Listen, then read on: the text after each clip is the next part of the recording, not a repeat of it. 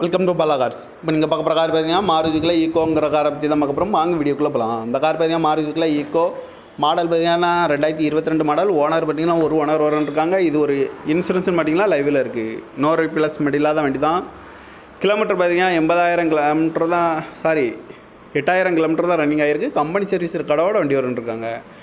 காரோட ப்ரைஸ் என்ன சொல்கிறாங்கன்னா 5,75,000 சொல்கிறாங்க. ரேட்டு குறைக்கணும்னு சொல்லியிருக்காங்க. குறைச்சி பேசி இந்த காரை பைப்புன்னு சொல்லியிருக்காங்க. ஏசி வந்துடும், பவர் ஷேரிங், பருண்டோ.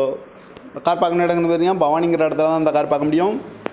TN 56R070708 அப்படிங்கிற நம்பரில் தான் இந்த கார் இருக்குது அப்படின்னு இருக்காங்க.